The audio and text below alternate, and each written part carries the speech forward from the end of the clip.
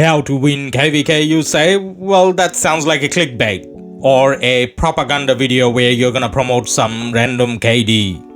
Well, hopefully it's neither, and we're gonna talk about few traits that usually helps KDs to win KvKs, and at the same time, as an individual, you can kind of choose to be in those type of KDs if winning KvK means quite a lot to you. Now, to be honest, winning KvK is important, obviously, because you're playing this game to win, but what you get for winning is kind of nothing. It's more about having fun and being with the right kind of people where playing with them gives you fun. So finding the right KD for entertainment and fun is more important, but then at the same time you can move with a group of players to a KD which is more likely to win, right? So today we're going to look at 3 different KDs to talk about how they kind of win KvKs, and I think that's a good template for any KD. Now I'm gonna choose the 3 that I know a little bit more about compared to the other ones, and that's not to say that there are other KDs that are not better. So I'm just focusing on the ones that I know. Now the first one we're gonna look at, you already saw 1034, and that's OneV. I just realized that I'm 1 minute into the video already and I didn't ask you to like and subscribe, so here it goes. Like and subscribe, and we're gonna be back in few moments.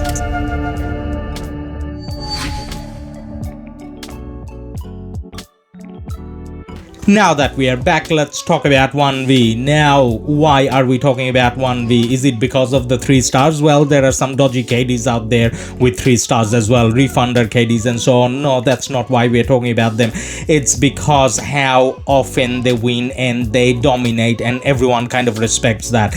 Now, OneV is a single alliance KD. OneV at the moment is Imperium, but often they're not because how they manage their fat or their weight. Yes, that's right. So OneV is a very exclusive KD. Not anyone can get into it. It doesn't only depend on your power or your kills or deads. You actually have to be Korean to join OneV, and that's to do with the communication. It's not a racism thing. If you're Middle Eastern and you can still speak Korean, you can still join them, and that's to do with being coordinated when you're doing your arcs, KvKs, or whatever fighting you're doing, right?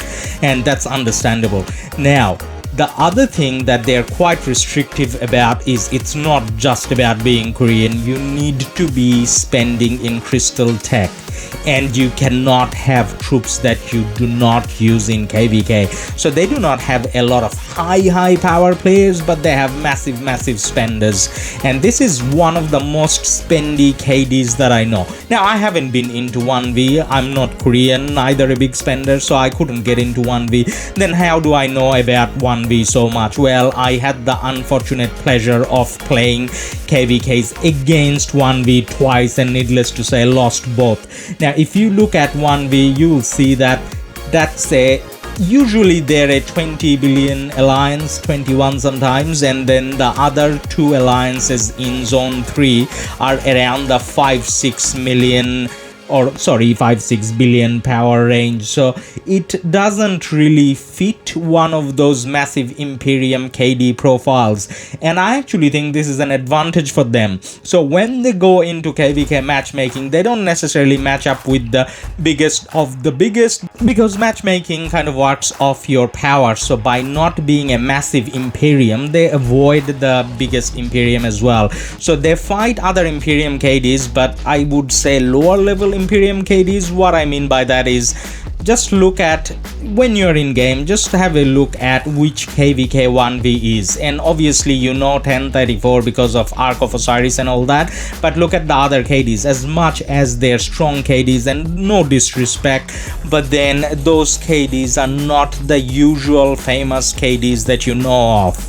Speaking of famous KDs, the next example we're gonna look at is 1365 Justice. Now I do have a low spender account in 1365, and you may have seen some of the coverage where 1365 was in a massive KvK versus 1254, 1556, 1875, all of them pretty big, and 1254 and 1556 is obviously massively famous. And then in a free-for-all KvK, coming out with a win means you need to have quite a bit of a strength in your KD. Now this is the second example, because I think the 1v, the 1034 example, is more likely to give you wins, because what 1365 does is more action, more fun, but not necessarily more wins, and that's kind of reflected in their number of stars as well. Right now, when we looked through all those alliances, you kind of saw that every single alliance here is kind of around the 10 billion power. There was only one alliance that was under 10, and there's like 5 of them.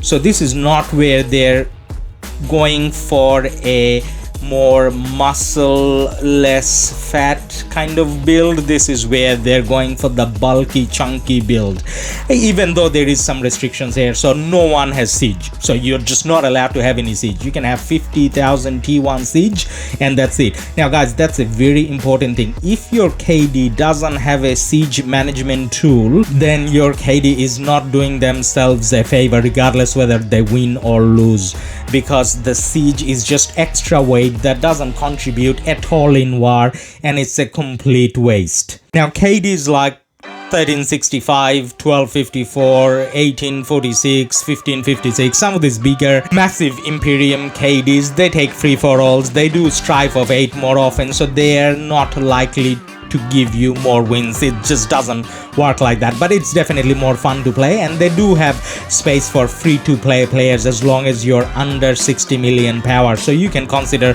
joining them as well. Now, I'm not under 60, I would say under 65. Now, speaking of free-to-play friendly, I'm going to talk about the KD that I'm currently in, 1348, so it has 2 stars, more than I can say for a lot of those big Imperium KDs, right? But then does it mean it's stronger than them? No effing way. Now, the reason why they win more often than those KDs is because, again, to do with their power and managing weight. Now, 1348 is not that good at managing weight. I'm actually quite disappointed, and I'm talking to leadership. We all carry a lot of siege, which I desperately hope we get rid of them before the next KvK. This KvK, I think we are matching a little bit above our weight, or the other KDs are just as equally bad at managing weight, because it kind of looks like it's fairly matched up. But enough of that. So basically, you can join the B or C category KDs as well, where there's one big alliance, maybe a second or third support alliance, that's pretty much it, which is the case for 1348 as well, and that has been the key to success for them. So it's not, the 2 stars doesn't mean they won 2 KvKs, it just means they won 2 KvKs where they managed to hold the ziggurat as a coalition in the end. They have won other KvKs as well, and weight management up until now has been pretty decent. Now, if you join these B or C category KDs, your overall action will be a little bit less, as in your opponents or your team won't show up with the biggest of biggest murder balls. It's a little less fun in that way, but you're more likely to get wins, so that's something you can aim for as well. Now, whilst you're doing it, you need to make sure, actually, to be honest, whichever KD you're talking about and thinking about joining, and if you're talking about winning, you need to be cautious of your contribution as well. So if you're big with a lot of siege and whatever, or just in general power, you gotta contribute more. So stop watching those videos that says how to gain power fast, even my ones, because gaining power fast is only good for KvK 1. After that, gaining power is a bad thing. Now, this was a very thought through video. I kind of think I knew what I wanted to talk about, but the delivery as usual was messy because I never script, and then I'm kind of stretched on time as well in terms of getting this video out, because we haven't done anything for today, because I'm completely focusing on our Discord. Speaking of Discord, the link is in the description. Don't forget to join our Discord. We are updating our Discord to look full professional and have all the commander talent trees and all other things that comes with a professional RoK Gaming Discord channel. Now, to quickly summarize this already long video, in terms of winning KvK, the KDs you want to be in, number 1 is the one that deletes all their siege. Number 2, be in a KD that has identical individual power ranking and individual kill rankings. Number 3 would be go for a KD that signs up for Heroic Anthem more often than Strife of 8. And then lastly, go for a KD that has a track record of winning KvKs with stars but doesn't have a history of being dodgy and refunding and all that stuff. So I hope this video makes sense and hope we get a like and subscribe, and see you in the next video.